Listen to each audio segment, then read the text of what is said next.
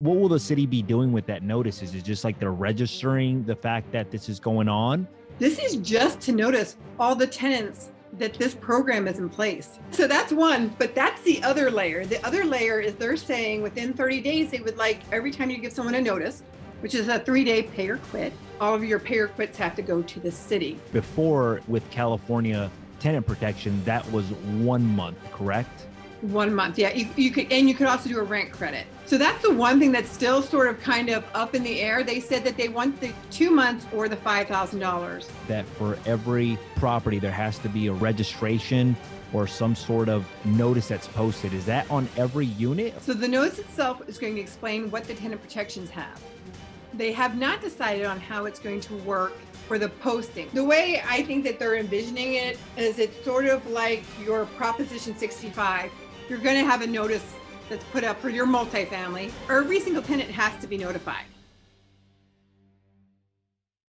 Hi, everybody. This is Jose Luis Morales. Welcome back to the Residual Real Estate Agent Show. This is episode number 102. Today, we have Janet Sprissler. She's a property manager in Ventura County for the last 20 years. And today, she's going to be sharing with us some of the recent changes in Oxnard rent control. And she's going to be helping us understand how the Oxnard rent control differs from the California rent control. So welcome to the show, Janet. How are you? I'm great. Thank you so much for having me. I really appreciate it. I want to just say thank you up front for taking the time to do this. I know that you're probably one of the most educated people on this topic. I was not aware of what this was going on, and I received a phone call from you, and you kind of gave me an update and looking to help people understand this. So what is the Oxnard rent control? When did the talks of the rent control start, and what has happened recently as well? So these actually started last fall. We thought we were coming to the table with, let's talk about should Oxnard have a rent control tenant protections act as part of their city. At the end of the meeting, they took a vote and no one expected that vote. And that's when the city council said, yes, we want a 5% rent cap for multifamily units, 2 units or more where the owner is not occupying unless that owner occupied it first. Also, we want more pieces to it. We want more tenant protections added to it. We want to have some sort of a code violation added to it. In December, there was no meeting due to the holidays. So they came back really strong here in February, the first meeting in February, and they had a special meeting. So it was just last Tuesday it was, where the city council met again. They put out the agendas a couple of days beforehand, and you can still find them on the city website under that special meeting for February. They separated out rent control from rent protections. So what that means is for the rent control, they've decided that it's going to be at the 5%, and that would be for 2 or more units. 2 or more units on any plot of land is pretty much how AB 1482, which is the state control, it's how that is defined, is equal to what is taken care of for the rent stabilization. However, AB 1482 also covers tenant protections. Since they lump both of those bills together, it falls under what's called Costa Hawkins. So Costa Hawkins says, hey, you can't do anything for new builds up to 15 years, can't touch the single family homes, ADUs, granny flats. Now they separated them so that any entrance that has a separate entrance, any unit is now covered by tenant protection. So if you're renting out a single family home with an ADU and a granny flat, all 3 of them are now considered 3 units on that same plot of land, whereas before single families weren't. And that's for the city of Oxnard, basically. The city of Oxnard, currently. Okay. And then the 5% is obviously a cap where you can't increase the rent by more than that amount in a single year. Do you mind telling our viewers what it was before this? Because obviously we have the California rent control already in place, but this is a change that now it's a lower amount. It's 5% plus CPI with 1482. And they go by the April CPI. So that change will be coming up this April. So just for our viewers to understand, if you own a property in Oxnard that is 2 units or more, before it used to be 5% plus inflation, which I think for the last year or so, it was anywhere from 4 to 5%. That means you could have increased the rent about 9%. Now in Oxnard, when it goes into effect, you can only increase it 5%, basically. So they've limited the amount of the rent increase as well. Now, I know that there are some changes to also tenant protection, meaning that there are some changes in regards to if you have to ask somebody to vacate the property, what does that look like now? And what did it look like before? So there's not just cause, and then there's just cause evictions. Just cause evictions are they didn't pay their rent. They've done something against the lease that you could take them to court for and have them have an eviction on their record and get them to move out. Not just cause is you're doing a major renovation that's going to take longer than 30 days. And major meaning asbestos, you got lead paint in there, major plumbing, you have to have the roof off, but it's going to be a while. The tenants really do have to move out. You're going to sell the property and take it off the rental market.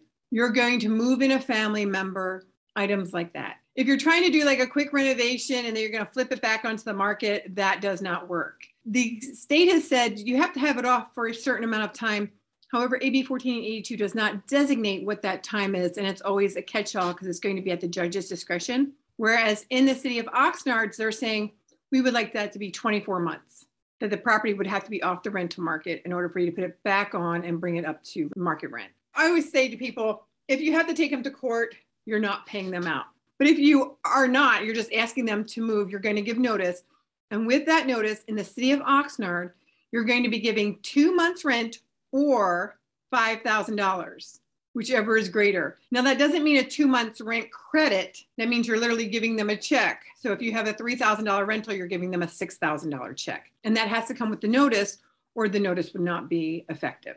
So you have to give them the money at the time of the notice, basically, for them to be able to have the money to relocate. And before, with California tenant protection, that was 1 month, correct? 1 month. Yeah. You could, and you could also do a rent credit. So that's the one thing that's still sort of kind of up in the air. They said that they want the 2 months or the $5,000. What we're requesting is that possibly they would let us do the rent credit. So if you have a $1,000 unit, you could give a $1,000 credit. Then if you still owe that $4,000, but you're giving that instead of both. Because we know that there's a lot of folks out there that if you have a $3,000 rental, you have 1 month security deposit on it, you may not have that $3,000. And it's easier just to give a rent credit, but they're still, that one's still up in the air. They approved like 5 major things on last Tuesday's meeting. And that was the $5,000 or 2 months rent, whichever is greater to buy out, the 5%, the fact that the city manager will be making decisions based if you want it for more than 5%, which could happen. They all agreed that the Tenant Protection Act would end in 2030. Before that was set to be for eternity. They were not putting a sunset on that. So that was huge. Still, what's on the books are, what are those fines going to look like? There's going to be a registration and a registration fee. Right now, they're looking at about $50 per door. The funding for this is going to be about $1.25 million. So they're going to have to come up with how they're going to fund this program. Also, they have a notice program. The notices are very heavy at what they're asking for. They're asking for a sign on every rental. So even if you have a single family home, you're going to have a sign up about these tenant protection and how they play out, as well as your renewal, your leases. Everybody has to be notified at the time that it happens, and they have a quick turnaround time. So what we're asking for currently is like a 90-day turnaround time, because the way that the last draft was set is for 30 days. But we saw with AB 1482, which gave us 8 months, that people still to this day have not notified their people, though AB 1482 does not have a fine associated with that. If you have not given them notice, the coverage automatically stands. Oxnard's saying is, oh no, you will give notice. It will be registered with the city, and there's a fine assessed if it's not done. And there's only a very quick turnaround time. So basically, not only do you have to give notice to the courts or the person, but you also have basically the eviction process is changing for the city of Oxnard, where now you have to give them, the city, notice as well too. What will the city be doing with that notice? Is it just like they're registering the fact that this is going on? This is just to notice all the tenants that this program is in place. So that's one, but that's the other layer. The other layer is they're saying within 30 days, they would like every time you give someone a notice, which is a 3-day pay or quit, all of your pay or quits have to go to the city. I know that when I was in talks with them, I had said, this needs to be 30 days, because if you're looking at your major multifamily, the 400 units, that could take them 75, it could be like 75, 100 notices, because a lot of people pay late. And when you're in multifamily, on the 5th, your grace period's over. On the 6th, they're out there with their notices. It's a business. They don't wait on notices. So all these notices are going to hit that city within that timeline that they're asking for. And now you have all these mom and pops who might take a little bit longer. And are they going to get shuffled in the mix? And then in the meantime, now people have paid them off. So how are they going to pull out the ones that have been paid off? I just see like this whole big mess pile. Yeah. I want to call it a pile. And so they had this mess and they had to take care of it. So I've said, why don't you wait to the end of the month? And anyone who's truly going to be evicted or going into court, you would then receive that notice. Now, let's talk about some of the things that have to be posted. I know that you said that for every property, there has to be a registration or some sort of notice that's posted. Is that on every unit or is that just per every property? And for example, let's say that it's like a 25 unit building. Is that just like in a common area, or is that in every hallway or every door? And what does this notice actually say, or what will it say? So the notice itself is going to explain what the tenant protections have. They have not decided on how it's going to work for the posting. The way I think that they're envisioning it is it's sort of like your Proposition 65. You're going to have a notice that's put up for your multifamily, but then every single tenant has to be notified. And they're not saying if they have to be served, so are they posted and mailed? Can they just be posted on doors? Can they be given to somebody in the unit that's over 18? They haven't really explained that portion out, but every tenant gets notified. And then there's also a sign. And then it has to be in the renewals and in the leases. I know that the California one, it didn't apply for certain units before a certain age. Is that applicable now for the Oxnard, where the age does not matter anymore, basically? Because it's a tenant protection, Costa Hawkins does not apply. So it's all your single family units, all your ADUs, all your granny flats. Any unit out there, it does not matter the age. So let's talk about like the group cause who is behind this. Some people may be watching this video and say, well, thank God I don't have any rental properties in Oxnard. All my rental properties are in Ventura. Or they may be saying all my rental properties are in Port Hueneme, or they may be saying they're in Santa Paula or Fillmore. Can you tell us if any other cities have something similar to this going on? And if so, what maybe recommendation landlord clients, what can they do to get someone involved? I love this question because I'm all about getting involved. They actually have been coming down the coast for a while. Oakland has tenant protections and rent stabilization in place. Parts of Riverside also do. Santa Barbara was the first one hit, where they went to that city council and said, hey, we want to change. They ended up at the last second with the 2-month clause as well. Then they started in, and they sort of kind of hit all the city councils. They reached out and they said, can we give a presentation? Port Hueneme, I believe, said no. Oxnard had said no for a while. Ventura said, sure, we'll see it. I believe Santa Paula and Fillmore also said the same thing. And then there was a changing of the guard when Tim Flynn left Oxnard. And then the city council was like, yes, we want to see it. We want to see what you have. It sort of kind of shifted. The tide was really pushed to Ventura. Ventura said, hey, we want to wait to 2023. It was not in the minds of Oxnard. And then all of a sudden we had rent control in Oxnard. In the meantime, cause has gone back to Ventura. And just last Monday, so they were busy last week. On Monday, they had a conversation with them, and it was just supposed to be a presentation. And it turned out to be, there was actually comments, not only by city council members, but by a cause. Their tenants that are having problems, they spoke. It's really hard to hear because they are having issues. I don't know where rent control ever truly helps, because what they want is less rent, but rent control doesn't deduct rent. It just says we can't raise it any more than. And it really does not give more affordable housing, because that's what everyone wants, is affordable housing. That's just not there. What they're asking for now is that they understand that the city of Ventura wants to wait till 2023, but because that there is limited housing, they would like an interim emergency rent control as well as tenant protection. And they would like it set at 2% cap and 3 months to buy out. That's what I call that. I call it a buyout fee. Whatever you want to call it, it's that tenant protection fee. But they would like that set at 3 months. And then from there, I think then they'll move along. It looks like Santa Paula and Fillmore. We're not really seeing much out of Port Hueneme, so I hate to even say it.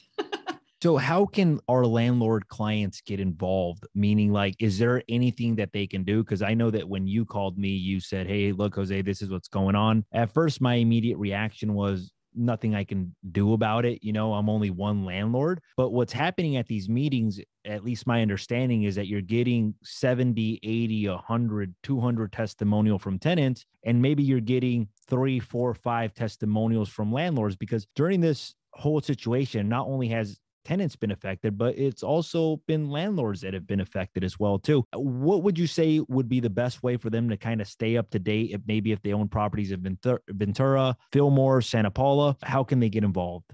Right now in Ventura, the city of Ventura has, I think it's 8 different districts, and they all have their own separate meetings. Their assigned council member holds this meeting with his constituents, and then they go back to the city council and have their major meeting.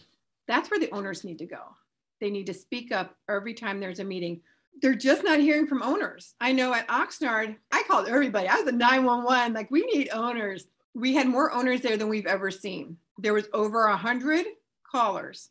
14 of them were owners or CAA or AGLA, VCCAR, which is your local real estate association here in Ventura County, as well as myself and I believe 2 other property managers. So they really feel like all the owners are treating these folks this way. And we're saying, we understand that there's one bad apple, but it's the whole bunch that's being subjected to this.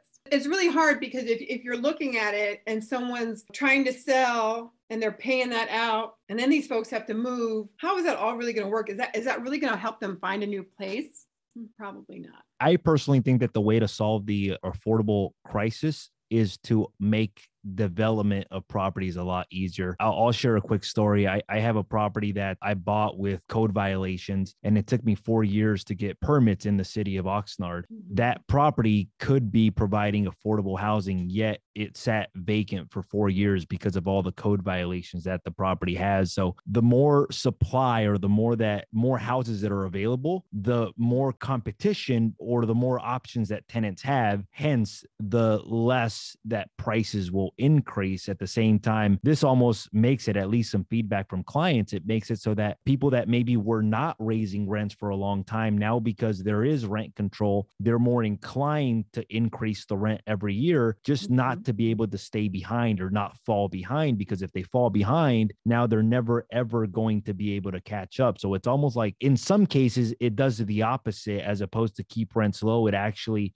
makes it so that the landlords are increasing the rents because of their fear that if they don't, they're going to get so left behind. Are there any finishing words or anything else that you'd like to end the interview with? The final draft for the Oxnard City Council will be coming through in April for the April City Council meeting. That's when you really need to have your voice heard. Go through, read the draft that's currently online, familiarize yourself with it. My thought was, how much is that fine going to be? Because they plan on making it steep with the turnaround time. If there's something that doesn't read right, write specifically to the city council on what your issues are, because a form letter does not work. They really want to know from owners, how do you feel about this? How it's going to affect you? This is going to happen. So if you have something to say, now's the time to say it before it becomes a final draft, because we're going to have it for 8 years. Where would they go and say this? Like, is there a phone number? Is there a website? So this next one's going to be in April, and they would just sign up for that. It's probably going to be another special meeting. So they just need to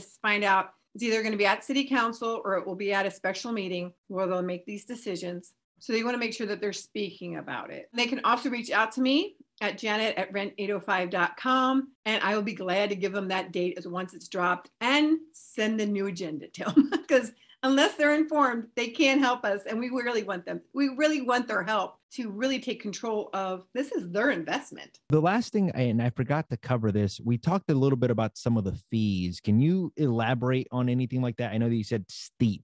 What does steep mean? If you've not noticed properly, or there's a problem on your rental that's covered under the tenant protections, you would get your notification with your fine. There will be a grace period for you to fix it, like a fix-it ticket. But then if not, then you're incurred that fine. If you're an out-of-state owner, by the time that mail works, your fine's set.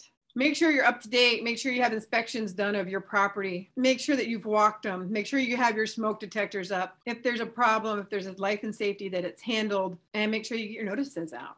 make sure people know about this. And it's really going to be a lot of education between owners and tenants. We've had that conversation with them several times. We did not see it in the agenda, and we've asked for that every single time to can we please see an education piece? Good. And then if you aren't available to manage your rental properly, this is where somebody like Janet would get involved. This is where she can help. I want to say thank you, Janet, for taking the time to be here. For all of our viewers, this was episode number 102. We had Janet Sprissler with Rent 805. She gave her email already, janet@rent805.com. We'll drop the agenda in the notes. So if you would like to see the previous agenda, we'll drop it. And then Janet, is there a phone number where people can reach out to you, or is email the best place to reach out to you?